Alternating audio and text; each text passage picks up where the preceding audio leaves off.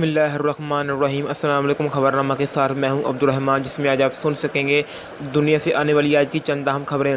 تو اس سے پہلے اگر آپ نے ہمارے چینل کو سبسکرائب نہیں کیا تو لازمی سے سبسکرائب کر لیں اور ساتھ لگے بیل آئیکن کو لازمی سے آن کر لیں تاکہ ہماری اس طرح کی کوئی بھی لیٹسٹ نیوز کا نوٹیفیکیشن آپ تک جلد سے جلد پہنچ سکے۔ تو بڑھتے ہیں خبروں کی جناب اور شامل کرتے ہیں آج کی پہلی خبر کو۔ متحدہ عرب امارات نے کرونا وائرس کے پھیلاؤ کو روکنے کے لیے ایک مرتبہ پھر پاکستان، بنگلہ دیش، نیپال اور سری لنکا کے مسافروں پر 7 جولائی تک ملک میں داخلے پر پابندی عائد کر دی ہے۔ رپورٹ کے مطابق تازہ پیش رفت سے متعلق اتحاد ایئر نے آگاہ کیا ہے۔ ابوظہبی کی اتحاد ایئر لائن کے مطابق جو مسافر گزشتہ 14 دنوں کے دوران پاکستان، بنگلہ دیش، نیپال اور سری لنکا کا دورہ کر چکے ہیں وہ ابھی متحدہ عرب امارات میں داخل نہیں ہو سکیں گے۔ ایئر لائن کی جانب سے واضح کیا گیا ہے کہ سفارتکار متحدہ عرب امارات کے شہری یا گولڈن ویزا ہولڈر پابندی سے مستثنیٰ ہوں گے۔ تاہم انہوں نے کہا کہ لیکن PCR ٹیسٹ پرواز کی روانگی سے زیادہ 48 گھنٹے قبل ہونا چاہیے۔ خیال رہے کہ 14 جون شام 5 بجے تک دبئی کی اماراتی ایئر لائن نے تاریخ میں توسیع سے متعلق اپ ڈیٹ نہیں کی تھی۔ ان کی ویب سائٹ میں کہا گیا تھا کہ بنگلہ دیش، پاکستان اور سری لنکا کے مسافروں کے لیے آئندہ اطلاع تک سفر معطل رہے گا۔ متحدہ عرب امارات نے 12 مئی کی رات 11 بجے بنگلہ دیش، پاکستان، نیپال اور سری لنکا کے مسافروں کے داخلے پر پابندی کا اعلان سب سے پہلے کیا تھا۔ تاہم واضح کیا گیا کہ کارگو کی پروازیں غیر متاثر رہیں گی۔ گزشتہ ہفتے نے کہا تھا کہ بھارت سے مسافر پروازوں کی معطلی 6 جولائی تک جاری رہے گی۔ اس سے قبل متحدہ ممالک نے بھارت سے آنے والے مسافروں پر پابندی عائد کر دی تھی، جہاں کورونا سے یومیہ لاکھوں کیسز اور ہزاروں اموات کی اطلاعات ہیں۔ فلپائن، اٹلی، اور آسٹریلیا نے بھارتی مسافروں کے داخلے پر پابندی عائد کی ہے۔ اس سے قبل 10 مئی کو نے بنگلہ دیش، پاکستان، نیپال اور سری لنکا پر سفری پابندی عائد کرنے کا اعلان کیا تھا۔ آسٹریلیا نے یہ بھی خبردار کیا تھا کہ جن لوگوں نے سفری پابندی کی خلاف ورزی کرنے کی کوشش کی انہیں جیل اور جرمانے کا سامنا کرنا پڑ سکتا ہے۔ شامل کرتے ہیں اگلی خبر کو۔ افغانستان کے مشرقی حصے میں فائرنگ کے مختلف واقعات میں 5 پولیو ورکرز جہاں بھاگ ہو گئے۔ رپورٹ کے مطابق افغان حکام کا کہنا تھا کہ مذکورہ علاقے میں 3 ماہ کے دوران پولیو ورکرز پر حملے کا یہ دوسرا واقعہ ہے۔ صوبہ ننگرہار کے پولیس ترجمان فرید خان کا کہنا تھا کہ 1 گھنٹے کے دوران 3 مختلف مقامات پر حملے کیے گئے۔ انہوں نے واقعے کی ذمہ داری طالبان جنگجوؤں پر عائد کرتے ہوئے کہا کہ صحت رضاکاروں کو نشانہ بنانا ان کا کام ہے جو چاہتے ہیں کہ لوگ پولیو ویکسینیشن سے محروم رہیں۔ وزارت صحت کے ترجمان عثمان طاہری نے واقعے کی تصدیق کی، جبکہ طالبان نے واقعے میں ملوث ہونے کے الزامات کو مسترد کر دیا۔ خیال رہے کہ افغانستان اور پاکستان کے سوا دنیا کے دیگر تمام ممالک میں پولیو کے خاتمے کا اعلان ہو چکا ہے، جبکہ ان 2 ممالک میں پولیو کی ویکسین کے حوالے سے شکوک و شبہات پائے جاتے ہیں۔ افغانستان میں طالبان اور مذہبی رہنما عوام کو اکثر بتاتے ہوئے سنے جا سکتے ہیں کہ پولیو ویکسین مغرب کی کوئی سازش ہے جس کا مقصد مسلمان بچوں کے تولیدی نظام کو متاثر کرنا ہے، اور وہ یہ بھی الزام عائد کرتے ہیں کہ مذکورہ ویکسینیشن مہمات کا مقصد جنگجوؤں کی جاسوسی ہے۔ افغان حکام کے مطابق طالبان اپنے زیر اثر علاقوں میں گھر گھر پولیو ویکسینیشن کی مہم کی اجازت نہیں دیتے۔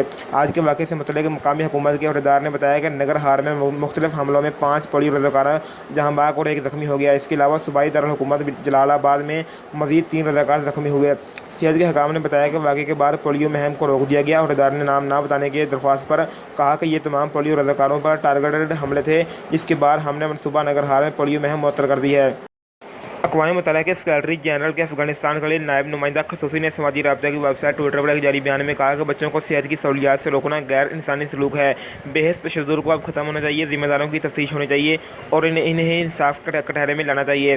یاد رہے کہ افغانستان بھر میں سیاستدانوں، رضاکاروں اور صحافیوں پر حملے ہو رہے ہیں جن کا الزام افغان حکومت طالبان پر عائد کرتے ہیں، جبکہ طالبان ان حملوں میں ملوث ہونے کی تردید کرتے ہیں۔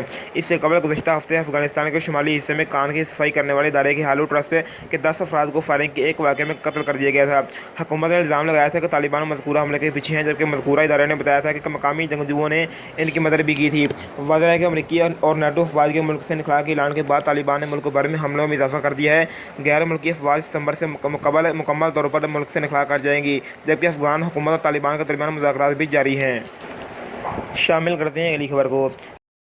چین نے نیٹو ممالک پر الزام لگایا ہے کہ وہ بیجنگ کو خطے میں خطرہ قرار دے کر محاذ راہی کی صورتحال پیدا کر رہے ہیں۔ رپورٹ کے مطابق حال ہی میں نیٹو ممالک نے چین کے ون روڈ ون بیلٹ منصوبے کا مقابلہ کرنے کے عزم کا اظہار کیا ہے۔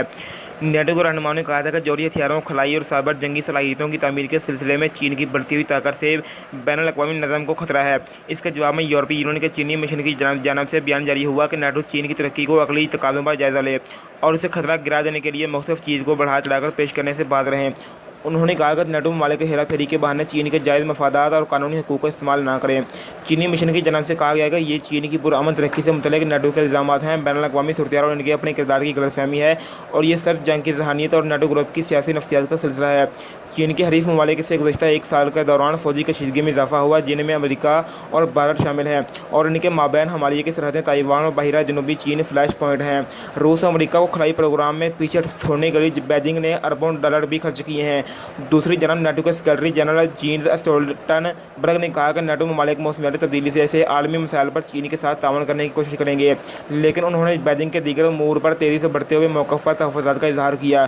اس سے قبل دی نارتھ ٹریٹی آرگنائزیشن نیٹو کے رکن ممالک کے سربراہان نے چین کو گلوبل سیکیورٹی کے لیے چیلنج قرار دیتے ہوئے اس کی جانب سے تیزی سے میزائلوں کی تیاری پر خدشات کا اظہار کیا ہے۔ عہدیداروں نے اپنے بیان میں اس بات پر بھی تشویش کا اظہار کیا کہ چین تیزی سے ایٹمی میزائل بنا رہا ہے۔ اگرچہ بیان میں نیٹو کے رکن ممالک کے 30 سربراہان نے چین کو حریف کہنے سے گریز کیا، لیکن چین کے اقدامات پر تشویش کا اظہار کرتے ہوئے اس کی جانب سے اپنی مسلح افواج کو جدید کرنے اور اسے ڈس انفارمیشن کے پھیلاؤ کے استعمال پر بھی خدشات کا اظہار کیا گیا۔ نیٹو سربراہان کا چین سے متعلق مذکورہ بیان ایک ایسے وقت میں آیا ہے جبکہ حال ہی میں امریکی صدر جو بائیڈن نے انگلینڈ میں گریڈ 7 کے ممالک کے سربراہی اجلاس میں چین میں انسانی حقوق کی خلاف ورزی پر تشویش کا اظہار کیا تھا۔ شامل کرتے ہیں اگلی خبر کو۔ دبئی کی فضائی کمپنی ایمریٹس کو کورونا وبا کی وجہ سے 30 سال میں پہلی مرتبہ $5.5 ارب کا نقصان ہوا ہے۔ رپورٹ کے مطابق کورونا بحران کے دوران کمپنی کی مالک دبئی حکومت کی جانب سے اس کی $3.0 ارب کی مدد بھی کی گئی ہے۔ کمپنی کے چیئرمین اور چیف ایگزیکٹو شیخ احمد بن سعید مختوم نے کہا ہے کہ کورونا وبا کی وجہ سے مختلف ممالک کی جانب سے ان کی سرحدیں بند کرنے اور پابندیاں لگائے جانے کے بعد فضائی سفر کی طلب میں کمی ہوئی اور ایمریٹس گروپ بری طرح متاثر ہوا۔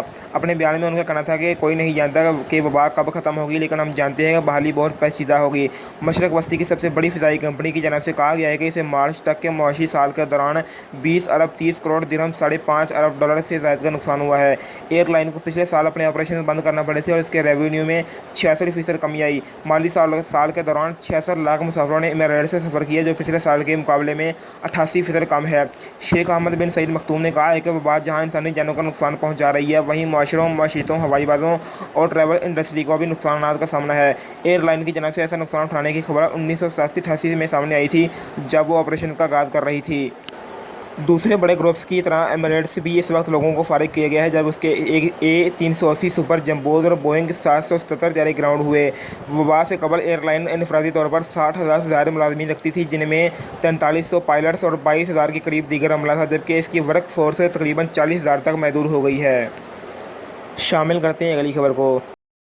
فلسطین کی سیاسی شخصیات نے خبردار کیا ہے کہ بنجامن نتن یاہو کی وزارت عظمیٰ ختم ہونے کے بعد فلسطین کو اسرائیل کی پالیسی میں بڑی تبدیلی کی توقع نہیں رکھنی چاہیے، خاص طور پر جو غزہ سے متعلق ہے۔ رپورٹ کے مطابق نفتالی بینٹ کی سربراہی میں بننے والی اسرائیلی حکومت پر اب بھی اختلافات رائے ہے۔ فلسطینی حلقوں کا ماننا ہے کہ اسرائیل کی نئی حکومت پہلے کی حکومتوں سے مختلف نہیں ہوگی، تاہم 33 سالہ سوما حامدی نے نتن یاہو کے اقتدار کے ختم ہونے کو بڑی کامیابی قرار دیا ہے۔ انہوں نے بتایا کہ کوئی بھی اسرائیلی ہمارے حق میں کچھ نہیں کر رہا، لیکن کسی بھی ظالم شخص کے زوال کو مثبت سمجھنا چاہیے، چاہے اس کے بعد کوئی بھی اقتدار میں آئے۔ اسامہ حامدی نے تنبیہ کرتے ہوئے کہا کہ نئی حکومت کی اسرائیل کی اسمبلی اور معاشرے میں مضبوط بنیاد نہیں ہے۔ اسرائیل کی پارلیمنٹ نے اتوار کو نفتالی بینٹ کی اتحادی حکومت کی منظوری دی ہے، جس میں بنجامن نتن یاہو کو 12 سال اقتدار ختم ہو گیا ہے۔ اسرائیل کے سب سے طویل عرصے تک رہنے والے وزیر اعظم اب حزب اختلاف کے رہنما ہوں گے۔ نئی اتحادی حکومت میں تحت نفتالی بینٹ حکومت کے پہلے 2 سالوں کے لیے اقتدار میں ہوں گے اور پھر وزیر خارجہ یائر لپید، جنہوں نے اتحادی حکومت بنائی ہے، وزیر اعظم بنیں گے۔ نئی حکومت کے حوالے سے محمد سلطان کا کہنا ہے کہ بنجامن نتن یاہو فلسطینیوں کے لیے حل تک پہنچ سکتے ہیں، لیکن یہ نئی کمزور حکومت اسرائیل اور غزہ کے تعلقات کے معاملے میں کچھ نہیں کر سکتی۔ تاریخ میں اسرائیل کے کامیاب رہنماؤں جیسا کہ رابن شیرن اور نتن یاہو نے بڑے اقدامات لیے ہیں، چاہے وہ جنگ کے لیے ہوں یا امن سے متعلق ہوں۔ اب یہ حکومت ایسی ہے جس میں کوئی اثر رہنما نہیں ہے، تو اس کے ساتھ کچھ حاصل نہیں کیا جا سکتا۔ دوستو یہ تھی آج کی ویڈیو، ملتے ہیں کہ اگلی ویڈیو کے ساتھ۔ اپنے گھر والوں کا، آس پاس کے لوگوں کا بہت سارا خیال رکھیں۔ آپ کی قیمتی وقت کا بہت شکریہ۔ السلام علیکم۔